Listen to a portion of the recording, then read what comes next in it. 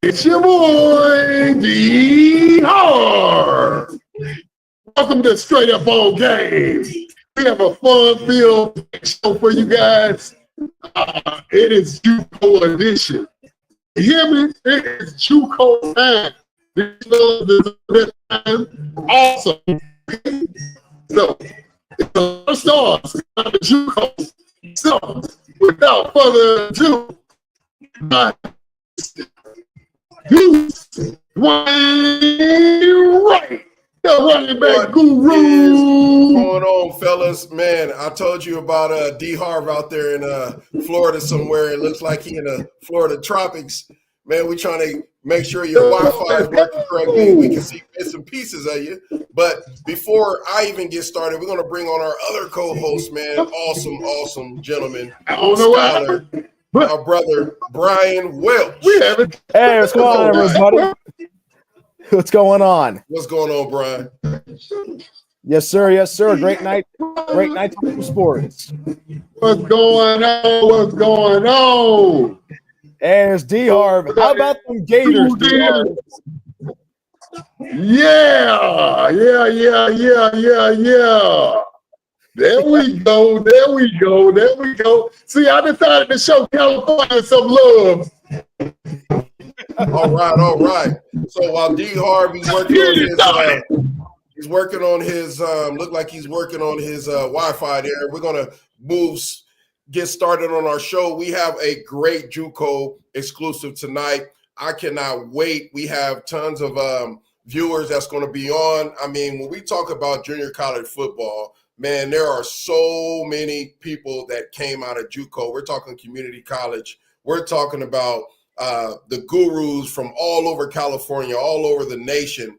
I mean, we're talking about Ocho Cincos and people of that nature, right? We're talking about great coaches, you know, that came out, the Pat Hills and all these different coaches that came out of this level, you know what I mean? So I am so excited to talk that. But before that, I think we're going to go into some Bulldog football as usual. Sorry, D Harv, you know, this is the West Coast.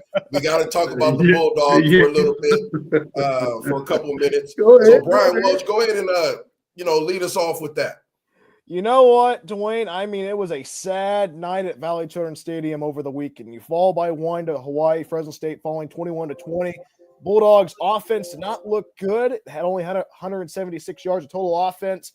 You're 5-4. You're knocked out of the Mountain West Conference championship picture, and you have to go to Air Force this week in the snow. It's going to be very interesting to see what Fresno State can do. You have to get yourself – it's a must-win this week for the Bulldogs, Dwayne. Yeah, it's a must-win. Like I said, I'm a Tim Skipper, Kelly Skipper, all the Skipper believers. But I do feel as if, Coach Skipper has his team intact. I just feel that there's some things that we're not capitalizing on as far as, there's some mental mistakes. There's a couple blown coverages, in our running game. I'm starting to see a little bit of our running game show up, and I was looking at some of the numbers. I mean, we talked about, our quarterback situation. It's hard when you face a type of season like this. We talked about this. You face adversity. The hardest position to play is the quarterback position. And I believe that Mr. King, he will be able to bounce back, and I think he's still being a great leader. People do not understand what happens inside the locker room. All we see is maybe the interceptions or whatever that may be. But look, man, it happens. I fumbled a lot, right? But you have to learn how to cope with that. And I think that, Mr. King is doing a good job. We're talking about Mikey King, the quarterback at Fresno State. I think he's doing a good job by dealing with the adversity right now. And, I mean, it's been the adversity. It's been the roller coaster of a season offensively. I mean, you lose Malik Sherrod in the early part of the season. Bryson Donaldson steps in. Elijah Gilliam having a great time this season in the backfield for the Bulldogs, the young man from Merced, California. But this weekend's going to be a test of the ability of Fresno State's offense because you're going up against an Air Force squad that runs a triple option, and every possession counts. And if you're offensive coordinator Pat McCann, you have to find ways move that ball down the field, but also chew some clock because you do not know when you'll get the ball back against a really good Air Force squad. They are 1-7 on the season, but they have nothing to lose. They're out of bowl consideration. They can just play party pooper on Saturday in Colorado Springs.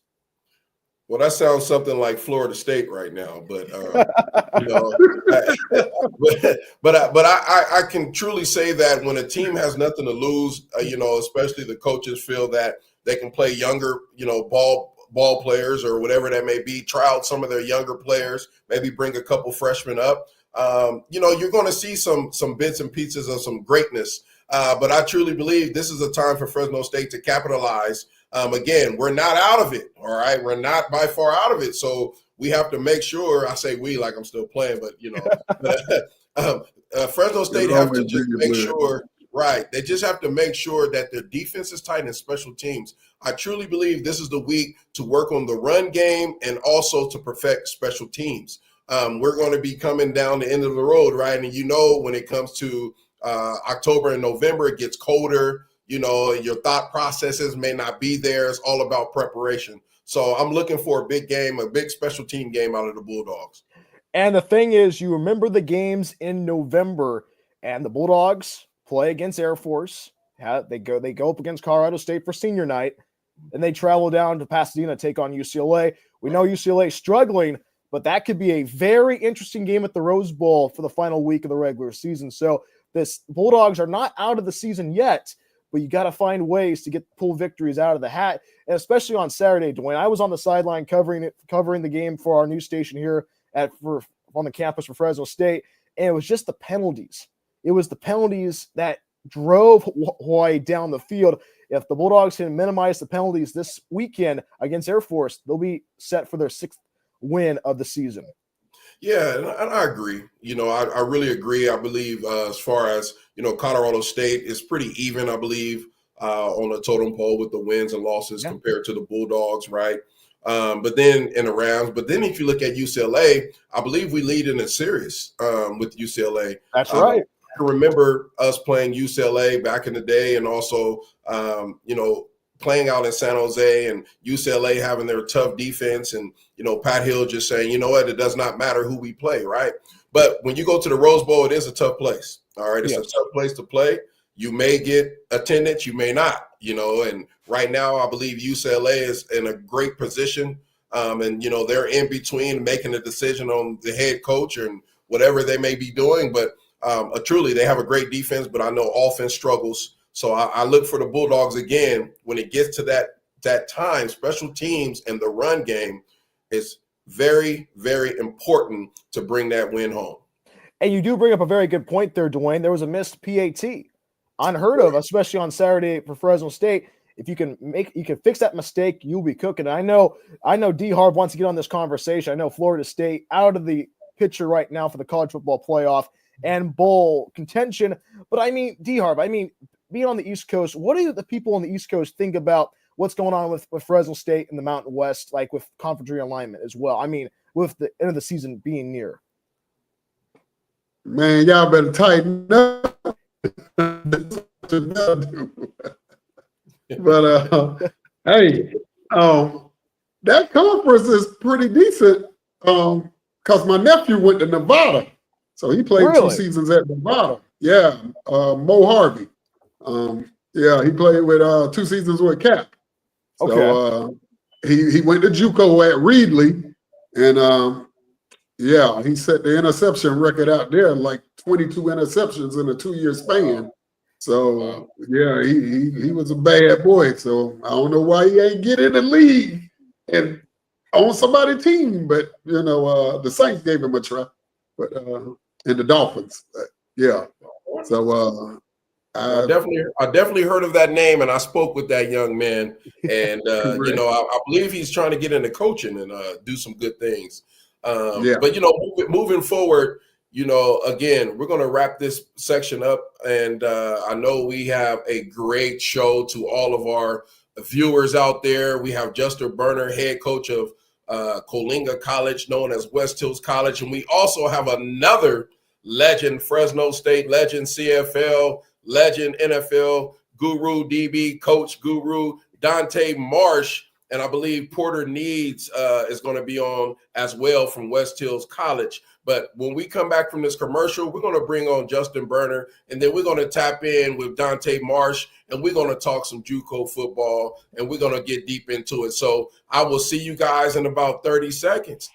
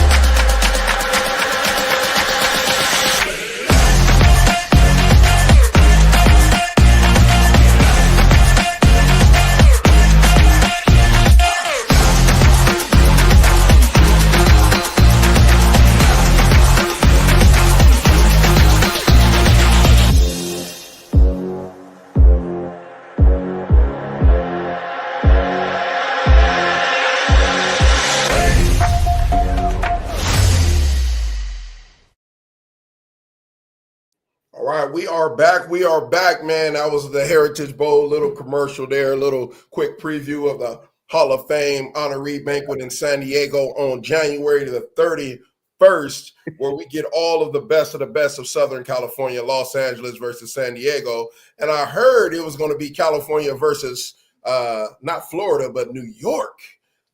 Whoa, that's going to be pretty awesome. Maybe next year or the year after. So I'm looking forward to seeing all the California ballers coming up soon. But we're going to move forward. We're going to bring a guest on next. And then after, we're going to bring Dante Marsh in right in between. But what we're going to do is talk about this gentleman for a quick second before we bring him in, because he's going to downplay himself, but he's an awesome coach, awesome father. He's been around the game for a long time. He's well known around the Valley, and I'm just going to read a couple of his, just a couple of his background and you know, and things he's done and accomplished. But Justin Berna, you know, he's had 11 players earn all Golden Coast League honors, including unanimous first-team selection sophomore Junior Tafani, who was converted from tight end to center. We also have when Berna spent previous 6 years as a head football coach at Avila University in Kansas City, Missouri. So he's not like he's just starting. He's been a head coach, you know, on a big level before. And then he is a product of Yosemite High School in Oakhurst. So if you're out there in Yosemite High School in Oakhurst, it's probably real cold right now out there. But if you're a big fan, you got one of your traditional ballers coming on, Mr. Berna. I mean, the Badgers back in the day were, man, they were good. They were good. I remember when I first got to the Valley, I heard about Coalinga, I heard about Edison, I heard about Yosemite. It was just like certain high schools that you heard of that had guys that come out of.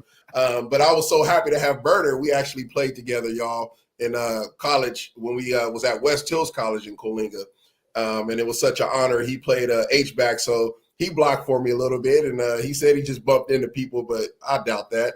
This dude was he ended up earning a scholarship. And he can talk more about that when we get there. But we'd like to bring to our show Coach Berna. How you doing, Coach? Good, guys. Thank you for having me. Yes, sir. Yes, sir. So, hey, look, man, is that an SD hat or what is that? Is that a no? It's the new Coalinga College logo. That's the new one.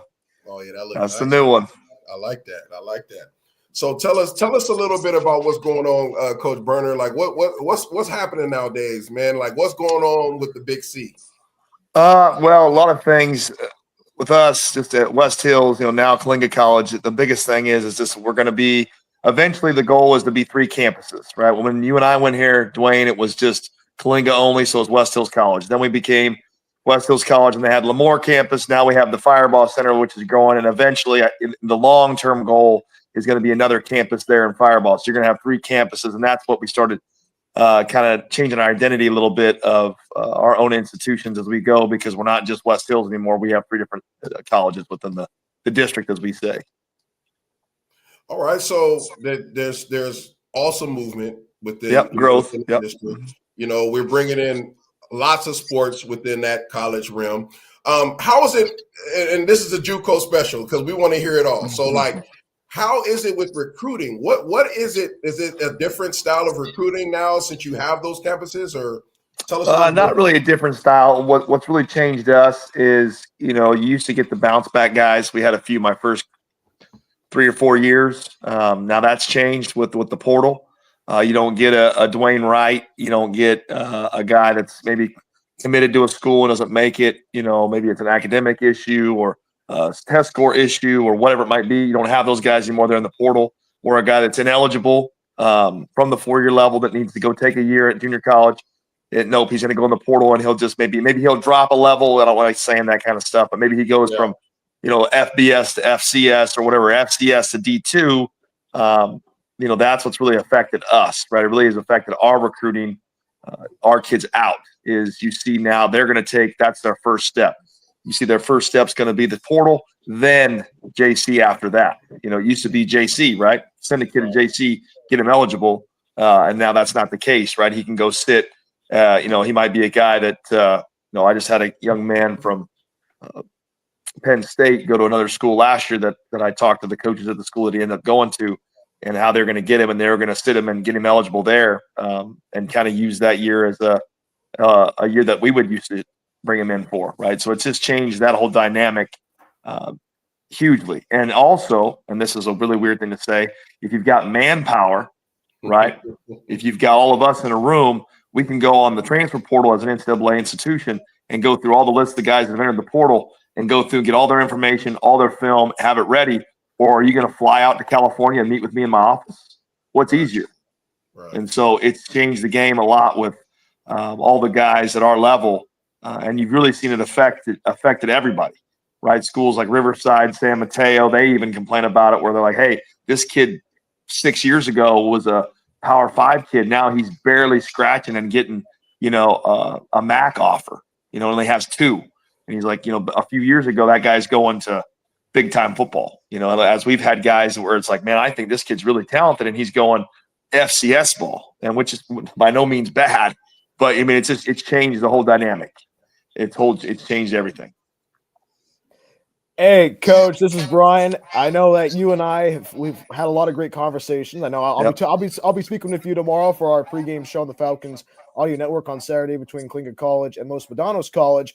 But for the person who's never been to Coalinga, I grew up in Coalinga my whole entire life. How would you describe Coalinga, Coach? Well, when I do our recruiting deal, I have a video I send to the guys, and I'm very honest with them. But I tell them, right, I tell them it's a desert. That's what I try to make it as simple as I can. It's not, but that's the easiest way you can tell a guy that's from Jersey or Florida or, Louisiana, where it's like, hey, we're out in the desert.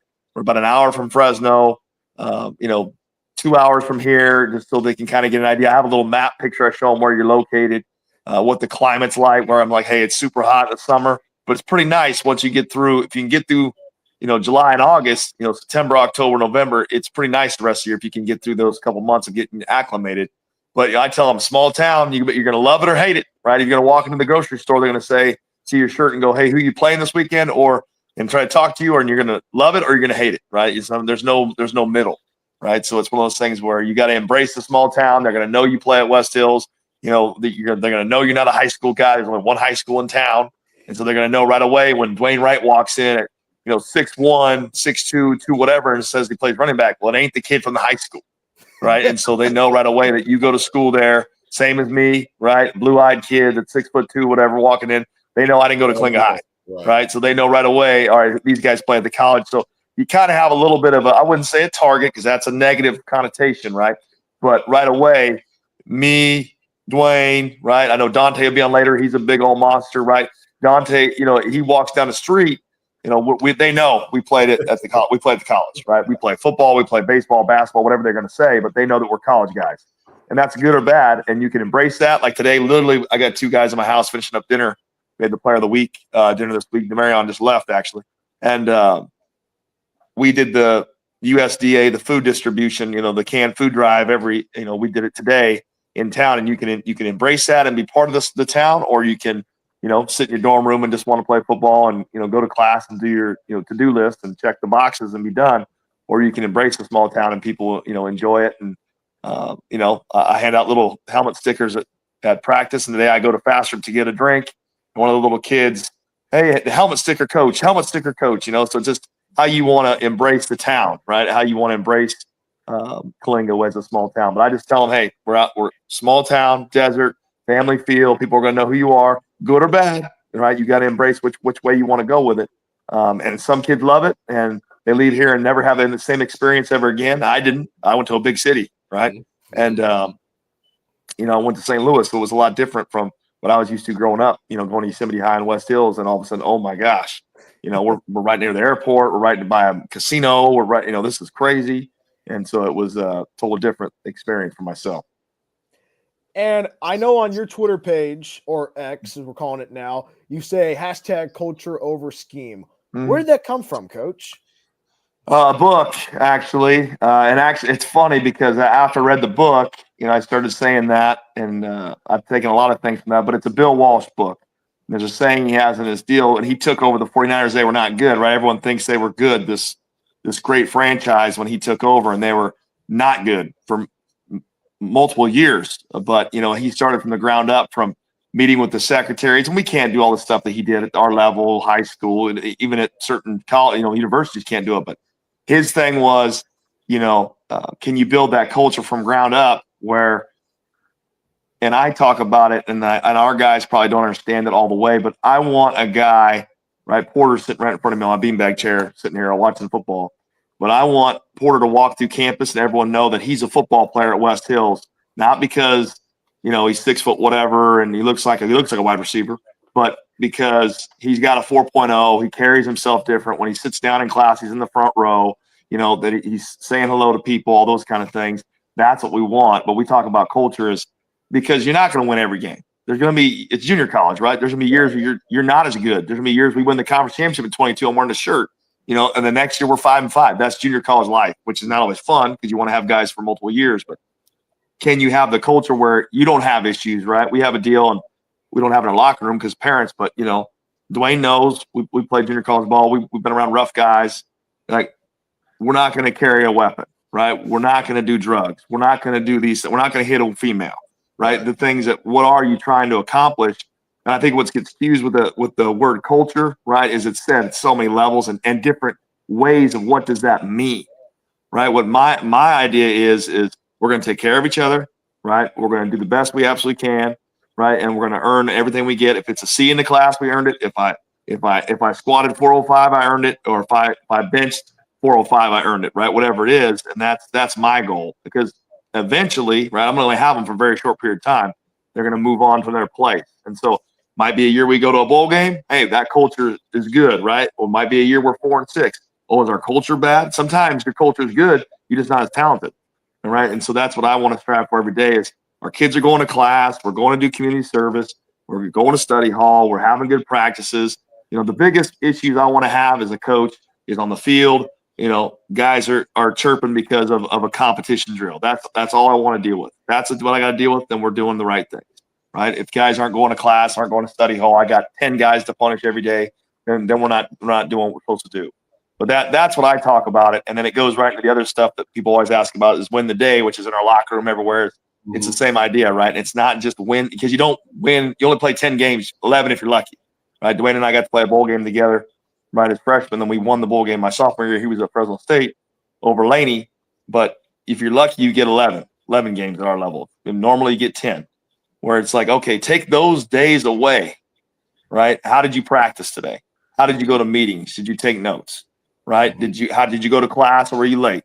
Did you wake up and go to breakfast, or did you sleep in and just go to lunch? And then all of a sudden, you're not eating enough calories in the day. That's what I try to make our guys think about is what are you doing each day, right? And then stack those each time, and then you're gonna be successful. And it goes all into it, right? It's a whole thing. We talk about it in camp till I'm blue in the face. But I think that's what it's about, right? And I think if you can build that, you have a long-term program that can be successful. And then also your guys are set up for when they move on. Okay, this isn't new to me when I go somewhere where the standards are even higher because it's high-level football. And I think that's what's going to be good and positive for our young men as they move on. But that's what I talk about when I talk about culture. And everyone talks about it, but it's different. It's different. Everyone's culture is different, because you might go to a program where, hey, the culture's winning, right? We got to win. I'm getting paid $4 million to be the head coach. We got to win or I get fired, right? And that's a different culture. Here, I want a guy to be a good freaking husband. I want him to be a good father. I want him to be graduate from college. I want him to be. It's a different type of word culture for us, right? And that word is used a lot. And right, Coach Rule just talked about it in Nebraska that it's used all the time. And he said, "This is my definition." And everyone goes, "Oh," because he was talking about how good his culture is right now, but they just lost a game, and there's all the reporters were, "What are you talking about?"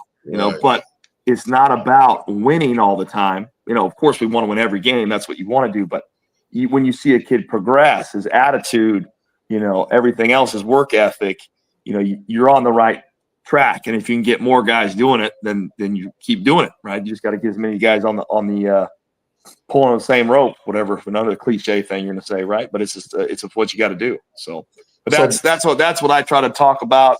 Not every day, because I wear the kids out on it, but I talk about it probably once a week. I got two guys right here, probably once a week, something of that nature of working hard, showing up on time, whatever else it is, doing the right thing. Like I even talked about yesterday, because it was the Day of the Dead event on campus, right? We got guys from out of state. They don't know what the heck they're talking about. What this is. They're not into the Hispanic culture, but it's like, hey, we live in Coalinga, man. This is go embrace it. Go see the food. Go to the event on campus, and just those kind of things that you're going to leave and you're not going to have that experience again or opportunity. Right. So thank you, Berna, for that, man, for sharing. And we're going to ask you just to hold tight. We're going to bring in Dante Marsh.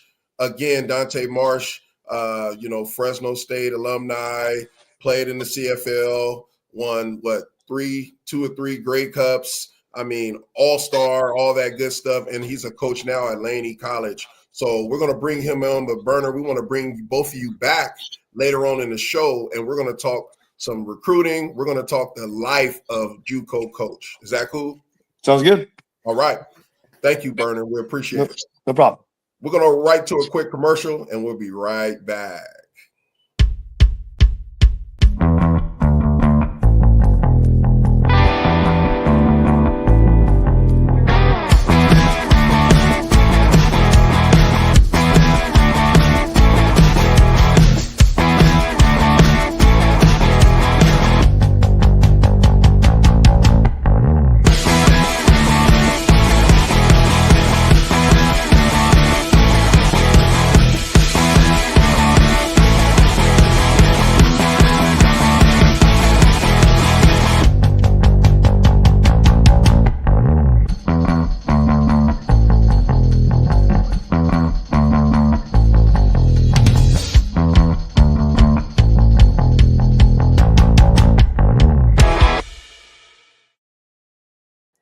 Wow. Oh, my God. I know D. Harv was over there feeling like he was ready to go, ready to suit up. Man, I don't know nothing about none of that. Y'all talking about Coalinga and all that. I only know Reedley. That's all I know is Reedley. Well, because you're a Florida boy. That's all they go to Reedley is Florida boys. But before we get started, look, I want to go over of our next guest, man. He's a real good friend of mine, very important, like Justin Berna. I mean, this gentleman not only is a phenomenal player, a person, recently got married. I congratulate him for that. And then also he trains, and not just athletes physically, but mentally. I mean, he's going to talk about some great stuff. I mean, he's been around the Valley. He's been all over. Dante Marsh, man, former Canadian football, NFL, CFL, defensive back, Fresno State. He coached at Contra Costa College in San Pablo. He coached other places. I'm going to let him talk about that, but we're going to talk about his professional career.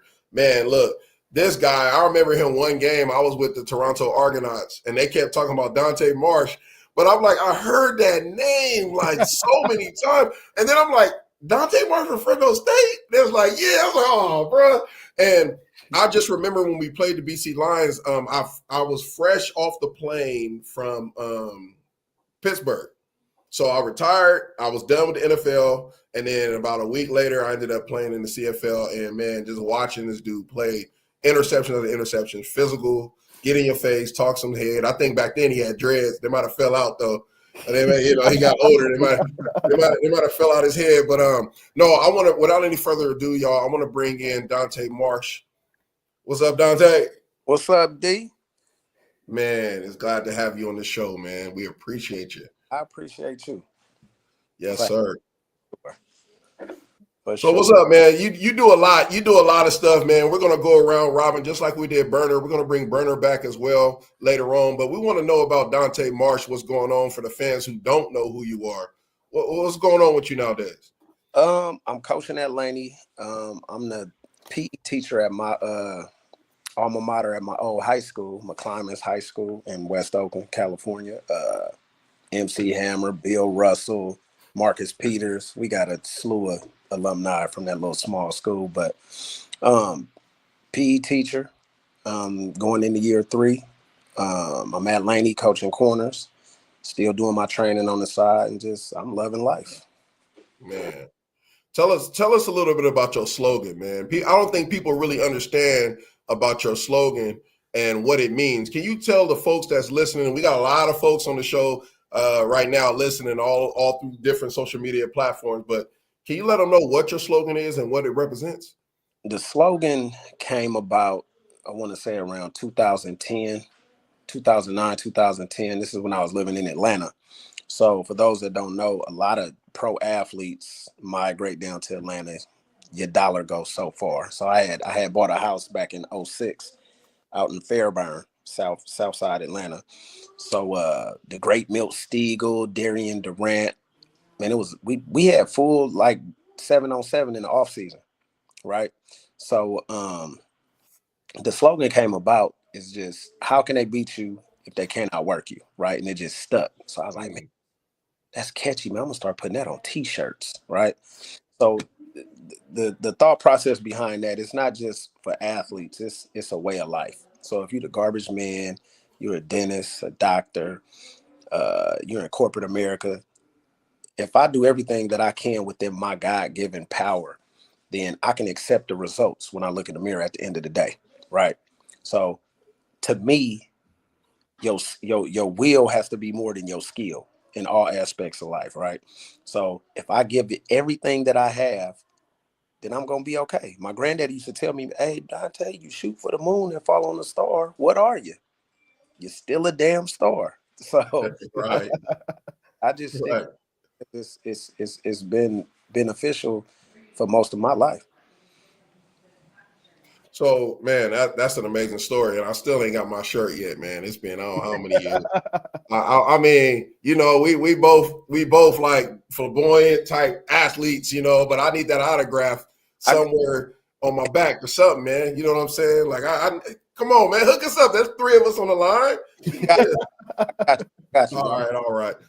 Another good thing, man. I know that I remember your road when you were going back to school and getting your degrees and how fast you completed it, man. Like, that gave me a lot of drive. When you did that, I actually went back to school because you drove me when you was going through that process. Being nowadays, right, being an African-American male, a coach, and going through these different obstacles, man, how did you get through that? It's just mental fortitude, and I'm from Oakland, man. So I got a hustler mentality. So it's just like, get it done. You know what I'm saying? Just get it done. No excuses. And being part of Pat Hill's first recruiting class, I remember him always saying that back in '97. Like, he told us this story because he took like 4 or 5 of us from Oakland. It was me, Anthony Limbrick, Devon Banks, Tabidi Lockhart transferred from Cal over to Fresno. So we were Oakland deep up there. So he would always tell me, man, I don't want you guys to go through school and then 5, 10, 15 years from now, you're saying, oh man, they screwed me over somewhere hanging around on the corner. So it was always an emphasis on getting your education. Like, I'm not gonna lie, I didn't apply myself as much as I did in high school, as I did in college. I messed around and made the dean's list a couple times at Fresno State with some 3.0s. I'm like, I could have been doing it. But Right. you know, our focus is football, and that's what incentivized us going to school. Let's just be real, right? Right. So I promised my dad. My dad passed away in 2005. I was 26. That was my dog. Actually, the night before a preseason game against Calgary, my dad passed away, and I had just left him. I used to take care of him in the off season. He had some kidney issues. Over time, he succumbed to the kidney problem. So my mom ended up getting stage 4 colon cancer in 2016 out the blue, right? And it ate through her. So I did promise my parents that I go back and finish school. So I had 5 classes left over at Fresno for my BA in sociology for like 16 years. I moved to Atlanta. I'm married, my first wife and my 2 kids. And I called up to Fresno a couple times, like, yo, I'm in Atlanta. Do you got any online classes so I can finish? He was like, no. So I was like, whatever. I'm making some good money. Right. Whatever. It's on the back burner. So I ended up going through a divorce and moving back to California. And it was just like, man, I promised my dad I was going to finish those classes. So I jumped back into school, knocked that out. And then my sister was urging me, get your master's. I'm like, man, I'm done with school. All I need is a BA so I could coach D1. Man, forget school. So I'm so thankful for my older sister for pushing me, because I jumped in my master's program, knocked it out in 18 months, and that's what it was. Man, kudos to you. Condolences to your mom and your dad. I know they are up in heaven just laughing and smiling from ear to ear, because you are influential to a lot of people that are following you. And I know D-Harv probably want to ask you a crazy question, because that's who he is. That's why we got D-Harv here. You know what I'm saying? Hood fit. That's what he does. So D-Harv, I know you got a couple questions, or you want to bring anything up, but man, what an inspirational story. Man, I'm telling you, my condolences to you, because I lost my mom to cancer in 17. And yeah, that's a horrible disease. But man, to hear your story about these Grey Cups and all these All-Star games and being a role model, man, it's just my hat's off to you. But Thank you. how was it playing up in that cold in Canada? It wasn't so. My story is crazy. So I played. Well, I was a 3-year starter at Fresno. Played as a true freshman, part of Pat Hill's first recruiting class. Thought I was gonna get drafted. They didn't start getting drafted to D, and they were like, we set it up for them. They did. So, I give you credit. Y'all really did. So I had an pretty good senior year. Ended up signing a priority free agent deal with the Tennessee Titans. Go up there doing my thing with one of my old teammates, Billy Volick. 5 or 7 of us undrafted free agent guys made the team. So I ended up getting hurt in preseason and got placed on injury reserve. Basically a career-ending shoulder injury. So long story short, I sat the year on injury reserve, and they didn't bring me back. So I was out of football 2 years after that. So I missed the regular season of 01, was out of football 02 and 03. And then I was just training and getting back in shape. So I got in the best shape of my life. And one of my high school homeboys was like, man, I got this guy, Bob Obilovich. He's a GM of Canada, and he's going to be at the East-West Shrine All-Star game when they moved it to Pac-Bell Park. He was like, get dressed. We got to go run to San Francisco. Come on, man. I'm like, man. He's like, just come on. So we went and had dinner with him. I gave him my highlight film and my NFL stuff, preseason stuff. And we shot the shit, had dinner. And then about a month later, I had a contract FedEx to me. But I'm so stuck on the NFL, like the Buffalo Bills flew me out to work out. I had a workout with the Niners, and I was just kind of on standby. Mm-hmm. So the contract sat on my kitchen table for like 2 months, and my wife at the time was like, "Just you need to just go up there, just do it." So I had a workout, and basically they sent me the contract. I signed the contract, but how the CFL works is, if I would have got to the workout and ran a slow 40 or didn't show well, they'd just tear the contract up. So we go down to Long Beach. We stopped in San Jose because we drove from Northern California, Southern California. I messed around and got food poisoning. Went to Jack in the Box, ordered a salad and a piece of cheesecake and a chicken sandwich. So I ate the salad and the cheesecake, and then I wasn't hungry no more. So I just left the chicken sandwich in the bag. So by the time we got to Long Beach, I messed around and took the chicken off of the sandwich and threw it in the microwave and then put it back in the bun and ate it. Oh man. One of them, it was over with. So the story's so crazy. I wake up, I'm just getting worse and worse and worse. So by 5 or 6 in the morning, it's bad. So I'm like, God, why you gonna do this to me, man? I got this workout. So long story short, we go to the city college. It was in Santa Monica. We left Long Beach and went to Santa Monica. I know the people at Foster Freeze up the street hated me because I was 7:30, kept going to their bathroom. So I get out there, do my thing. I think my fastest time was 4:38, 4:41. And after that, we went to the one-on-ones, first rep, PBU, second interception, and the rest is history. But it wasn't cold because BC, we had a dome, to answer your question. BC had it made. I wish I went to BC when my agent put me in the coldest place, one of the coldest places ever. But no, we're going to go into a quick commercial. We're going to come back, Dante, and finish up with you, and then bring you and Coach Berna. And we have some players that's going to be on as well. And we're going to have a little bit of fun. This is what we call the buzzer beater when we come back, man. And we're going to go around. So we'll be right back in a quick second.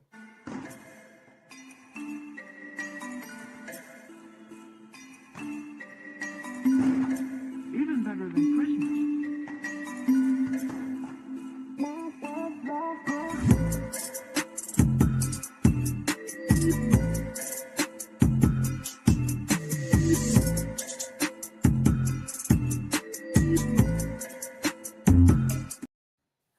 All right. We are back. We are going to bring both coaches back on. We have Dante Marsh at Laney College, and we have Coach Justin Berna at Coalinga College, was known as West Hills College. Fellas, we're back on together.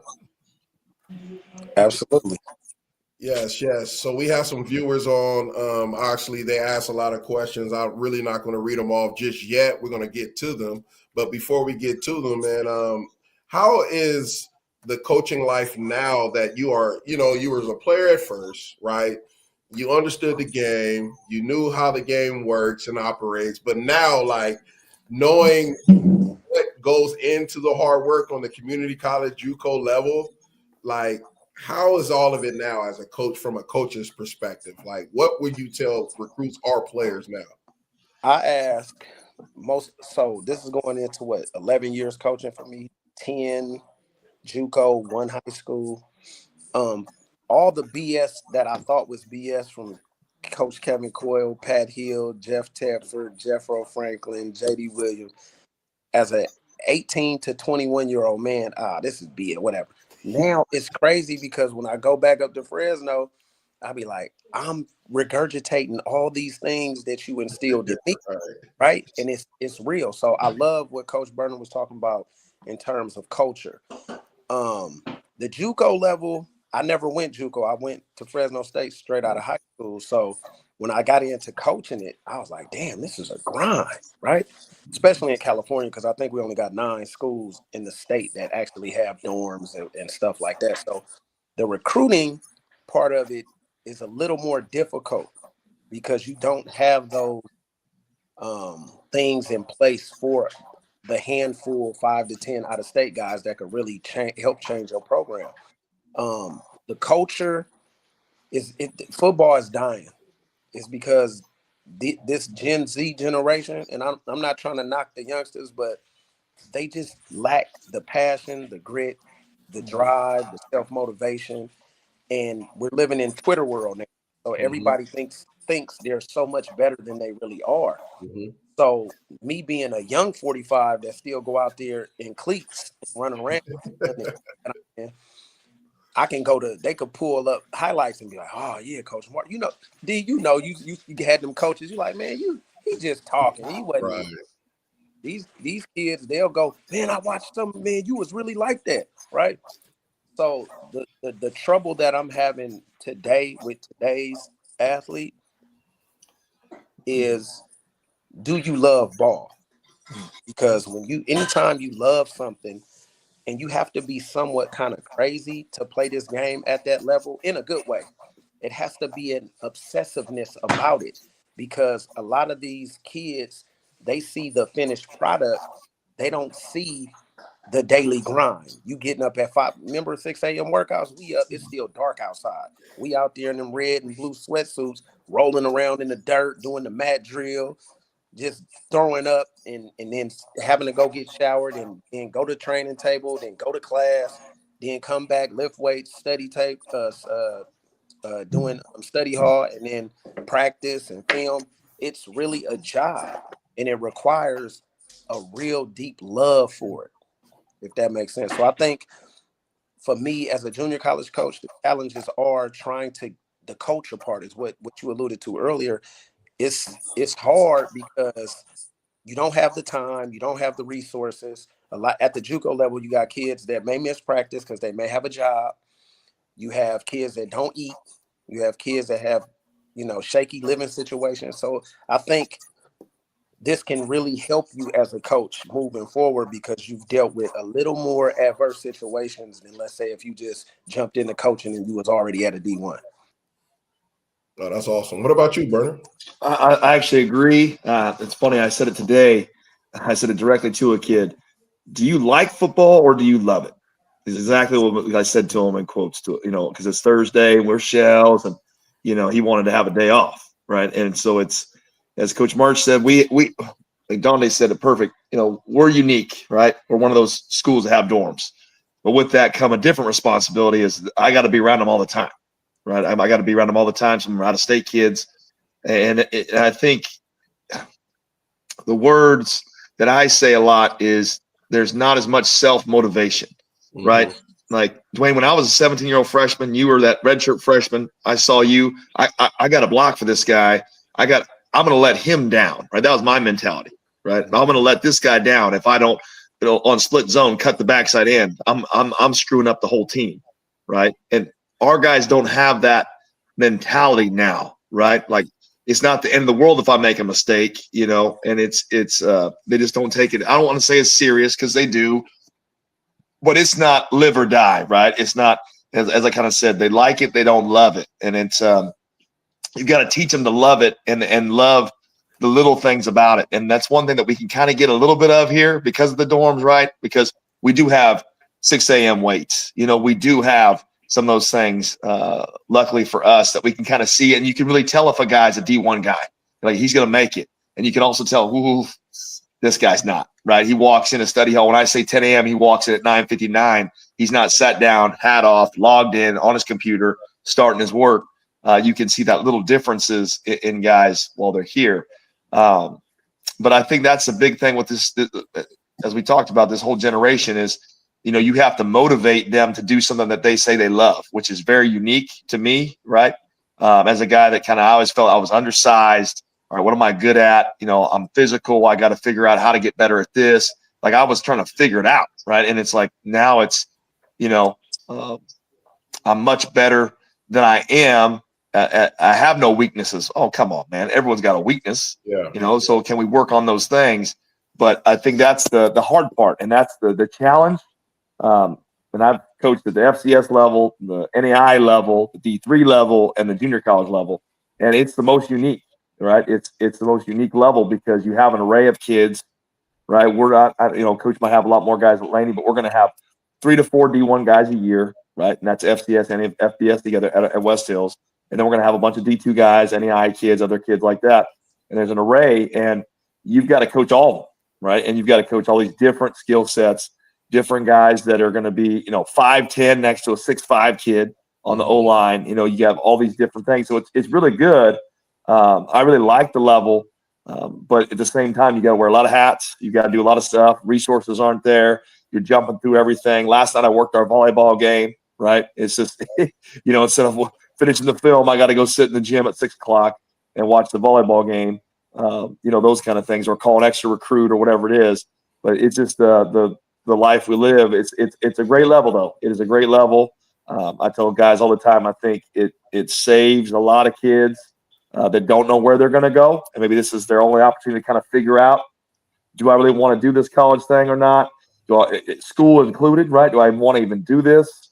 And I think it's really positive. But I think that's the challenge. I think it's not about drawing up curl flat. It's not drawing up, palms covered. It's not drawing up an over and under front or inside zone or counter. It's all of us can do all those things. It's about, now motivating a kid, making him see the reason why he needs to be on time or why it's important. Why study hall is important when I got a 78 in the class. It's like, dude, it's a C. Okay, that's why you're here, right? But that's okay to them, right, to some of these kids. So I think that's the challenge, is getting them to understand why they need to love it and love things that, you've got. I tell them all the time, I don't get paid to go to an offensive meeting and watch film or do an install. I don't get paid to go to practice. I get paid to go to the admin meeting or work the volleyball game or go do the stuff at the school that they ask me to do that I really don't want to do. That doesn't include football. So that's what I get paid for. And that's what you got to do too. If there's some class you don't like, you got to go to it if you want to move on, right? There's something you're not a weightlifting guy. You don't like to be in a weight room, right? You guys know me. And Dante is the same way, weight room guy. You better start learning to be one, right? Because wherever you go, you're going to be in there just as much as you're on the field or more in the off season. So I think that's the challenge, right? Is for all of us, is how do you get those guys to buy into that? And it's not just the finished product. It's not just walking into West Hills locker room and going to the back wall of guys that are giving us money and see Willie Wood, who's in the NFL Hall of Fame, Dan Goich, who's played in the NFL, Dwayne Wright, all these different guys on the wall, right, that are in the NFL or played in the NFL that, it should be motivation, not just, it's easy. I'll go to Cal, I'll go to USC, I'll go to Fresno State, I'll go to Purdue or wherever all the other guys, listed on the wall are. And it's like, that's not the case. It's not the finished product, right? It's not going to be that simple. It's a lot of process in between A to Z. And there's a lot of more other letters in between those two. So, I think that's the challenge, right? I think the self-motivation is a good way to put it. But, do you like it or love it? I say it almost every day, probably to somebody, right? Whenever they do something wrong, right? Do you like football or you love it? Which one are you going to pick? And it's a daily choice. You got to fall in love with the process. Yep. And every day. The reason why I was able to play professional football is I fell in love with the process. Mm-hmm. And to me, I had a beeper. Ooh, wasn't no simple. Oh man, you taking them back, man. Yeah. So for me, like, I collected cards. So there was no internet. There was no NFL Network. I used to tape on VHS tapes preseason games because, back then that was it. After football season was over back then in the 90s, there was like no football. We just starving for football. So I used to collect cards. Oh, Deion Sanders, Fort Myers, Florida State, 6'1", 200 pounds. I as an 11, 12, 13-year-old kid, nobody told me to go do that. I fell in love with it since I was 5. I wanted to be Walter Payton. So at the end of the day, you got to fall in love with the process. And for me, I tell the young people today, like, you guys should be phenomenal. Why? Because you have way more resources than we can imagine. Yes. You got a guy like me who trains athletes on the side, like as a business, where I can walk you. I'm an educator. I took SAT. I went to college. Teacher now. I can show you. I perfected my craft, and now I can show you not only the athletic part of it, but the psychological part of it and the academic side of it, right? So I don't understand how you could play this game the way the physicality of it is and the grind and everything that it takes to do it mentally and physically and not want to go to the weight room. I figured out very young, 9th, 10th, 11th grade, the girls into high school, I'm walking around campus different and I'm scoring more touchdowns. I was a running back in high school. So the more working out I did, I'm having more stats. The game seems easier now because I'm confident at 180 pounds in high school, right? So it boggles my mind how they don't connect the dots and they think that they could flip the switch on. I said, dude, I've been around some phenomenal athletes: Eddie George, Javon Curse, Chris Sanders. When y'all had when Toronto had Ricky Williams, like LaDainian Tomlinson competed against, worked out with Chad Johnson. Dude, you can't. And these are phenomenal athletes. They didn't switch on the turn on the switch. It's the process, and I don't understand how with all these resources in today's world, because we had drunk daddies and drug dealers coaching us when I was. So I'm like, if we could make it with those little resources, you have everything at you. For example, I could get on my phone if I was a young athlete and see what's going on in Florida, Atlanta, Louisiana. I could just turn on YouTube. They have so many trainers. All this stuff is available. And there should be so many athletes that are successful. And it's not just in their sport, just in life, period. But that's you know what I take away from both you guys said something about culture, and you said something about like just being different, right? That's what JUCO is. It's nothing but a melting pot of just people from all over, different walks. Especially, I can remember playing JUCO ball. We had a big Florida, pile of players that came in, and Louisiana. And I mean, us growing up in California, seeing the world a lot different than they did.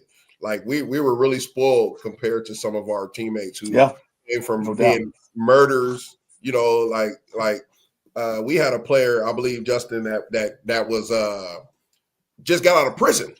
Yeah, and played. We had two that played on just got out of prison like 2 weeks, came to play at West Hills, and was ballers, you know, and they were there. And it's just, you have to change your mindset on where you at the time. Like JUCO is that. Like we have people who just go to JUCO to get out of their situations.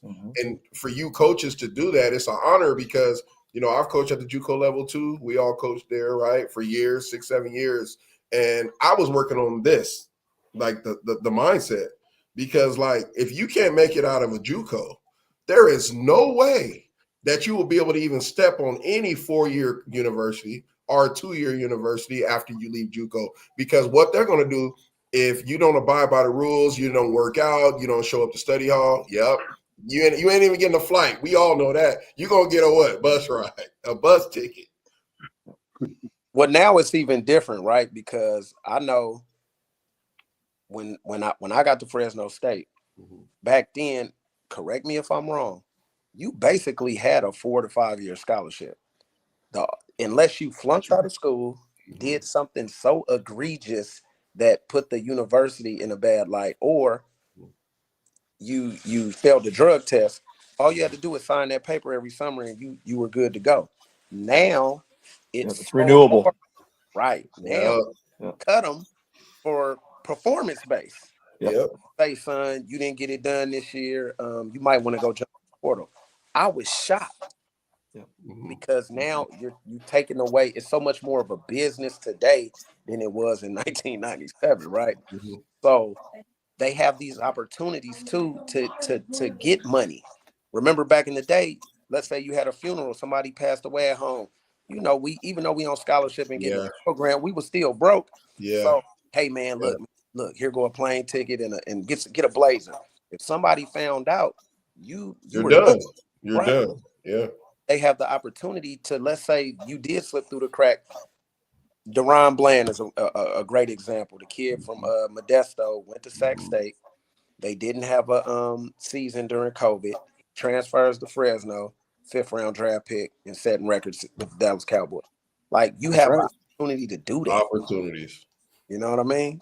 Right. And I know Berna's gonna speak, but I was just gonna add real quick. It don't matter where you at, D2, D3, NIA. Like NFL will find you. I mean, they have other USFL, UFL. Like, come on, man. We didn't have these opportunities when we were playing. Because if let's say I got injured, right, and I'm done with football, at least I can come back and say, you know what, I'm just gonna join the United Football League, play a year, and now I can pay for my college or whatever, whatever that may be. Nope. Yeah, we've had it at every level, even at the NAI level in the Midwest. We used to have a pro day at one school was that because it was in a great location. And then all of a sudden, all of our guys started getting more pub, and every year we had it was one run in 3 years. We had 5 kids invited to camp, and 2 got signed and made it and played. One actually won a Super Bowl with making tackles on kickoff in the Super Bowl. And it's like, and that's a little NAI school, right? Kids on our team, NAI. I'm like, dude, you ain't gonna play there, No. And so it's just, they're gonna find you now with the technology and the scouts they have and everything else. It's crazy. They're gonna find you, just like they're gonna find, guys at FCS schools, D2 schools. If you're good enough, and just a lot of times it's a late bloomer, right? That's what a lot of times it is. A kid that shows up and he's 5'11", 170, then he leaves and he's 6 foot 205. And you're like, where did this kid come from? Right. Because he just was a late bloomer. It happens all the time. So at every level. But I think now it's the same way at our level.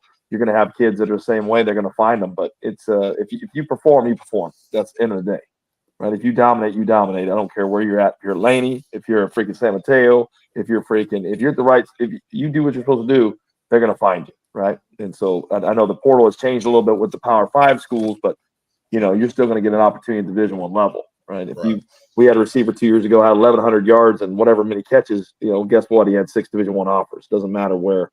If you have numbers like that, 1,100 yards and 12 touchdowns, you're going to get sought after. So. Well, fellas, I mean, we are coming to the end. I know D. Harv and Bryan Welch, we really appreciate y'all for being on this show. And I know if we have more questions, we'll ask, because we have some young, athletes that are tuning in and watching and hearing the knowledge that is coming from y'all. Even I'm learning, like, wow, like I'm taking away, from it. But if there's anything that these young fellas can take away from just, being at a JUCO, or even, they're in between, like D. Harv said, his nephew, right, had all those yards, and then he even, wasn't able to go to the NFL, right? So, like, what can these young men take away from just going to a JUCO if they haven't got offered? I would say, for me, I'm a little different because I'm very relatable. Like I said, I'm a young 45, and I've been where those guys are trying to go. But I don't carry myself that way, D. You know that. Like, my career is what it is. It was great. I'm Dante Marsh, the coach, the mentor, the teacher, the father, all of that stuff. So I get my goosebumps from giving that knowledge, passing it on, and seeing these guys apply that knowledge and benefit from it, right? I think a lot of times, especially in the JUCO system, some of these coaches, as long as they got the numbers for the enrollment in the classes, or they at least got 60, 65 players, they get desensitized after a while, and it's just about the job. No, I build relationships. I got players that I coached at MJC back in 2017 still call me to this day. What's up, Unc? I need to talk to you. Let's go. So I think the unique situation about the JUCO, I know for me, is the relationship building, right? And giving those guys those gems and those words of encouragement to say, hey, yo, look, I'm an inner city kid and I made it, so you can make it. But I didn't have a me. I had a supportive father, but he didn't play D1 ball. He didn't go to the league. He didn't play. He was just a supportive role model and a father to his son. So I think former players always have the cheat code in a sense, because at the end of the day, it's relationships, and it's about Mo's and less about X's and O's at this level. You talk about high school, JC, and most Division I schools, it's about Joe's and Mo's. Now, the X's and O's are very critical when you get to the league because everybody's good. I was going to say, I'd add 2 things to mine, Dwayne. I would say 2 things. And I said, number one, actually, it's relationships. But again, I think of West Hills like when we live in the dorms, right? I think it's within ourselves as players, or when you're a player at this level, because you're going to have, you talked about the melting pot, right? We got our left tackle from Poland, right? We got guys from a receiver from Sweden. We got all kinds of kids from all over the place, from Florida, Georgia, Baltimore, wherever you can think of, where it's going to go by like that. And, they take stuff for granted now, and they don't build the relationships or think those relationships are going to change. And everyone that I talk to after they leave, all these kids, oh, West Hills was such a great experience. It was so because you're around each other so much, there's not a lot of distractions. Well, when you transfer on the 4-year level, you're so busy. Dante brought it up. 6 a.m. this, you got to go to train table. You got to do that. You got to do this. I remember when I transferred out, I knew my roommate, but I barely knew the defensive guys. Right? I barely knew the defensive guys. Mm-hmm. West Hills, I knew everybody. Right? Mm-hmm. We're talking, sitting at the table, messing around, whatever. But I barely knew who was the 3rd string Will. I don't even know that kid's name. I don't even know his name. I don't even know that dude's name. And so I think that's the stuff that gets lost, right? Where I can see a guy like you, Dwayne, and we're not gonna shake hands. You're gonna give me a hug, right? And it's like, and that's the stuff that I think our kids lose, and they start figuring it out. Like I had a kid come to me. It was Xavier candidate, Brian. Last week during bye week was like, Coach, it's almost over. I said, you're getting it. Yeah. I said, you're getting it. I said, luckily you're getting it now. He's like, because he's graduating in December, right? It's starting to freak him out. Yeah. And I think guys don't look at that relationships and the time they have. They're so worried about, again, the end, right? I got to get my stats. I got to get my scholarship. I got to do this. I got to be successful. Oh, I got to do this. I got to put my film together. That they lose, right? They look up. It's like being a father. You look up and your kid's 4 years old. And you're like, damn, where did the time go? Right? It's the same thing for these guys. They look up and they're walking out with their piece of paper. And I go, what did you get out of that other than some film and a piece of paper?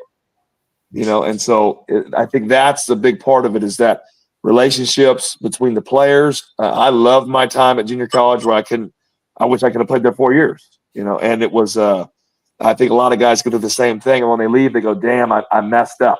I didn't enjoy it as much as I should have, or take advantage of the time that I had because everyone disperses out, right? Everyone's going all over the place. I ended up playing in freaking Missouri, so everyone's going all over the place. Right. And then you can't, replicate that same thing. Like I said, I got, they sold me on the small, it's a Christian university where I went in Missouri. Should I show up at an FCS school? We got 16,000 students. There's sororities on campus. I'm living on the off-campus housing. I'm like, as a junior, I'm like, man, I don't even know how. There's 120 guys on the team, And so it's like I said, I think that relationship part of it, and then really buying into being a good teammate, and it kind of goes together because a lot that's lost at our level sometimes. Because again, it's about getting my stats, playing. I'm gonna listen to the coach, do what I need to do. Right, I'm gonna check my checklist. But do you really know Slice? Nope. What's that? That's a different nickname. Do you know Dante? Do you know Brian? Like that's the first thing I made a joke. One of the kids was like, "Hey, coach, who's that guy?" I said, "You should know who Brian is. He does all of our games on TV. You better know. You should be his best friend, right?" So your mama hears your name, and they start laughing. Oh, coach, I said, that's what I did. And I was like, that's the first thing I did.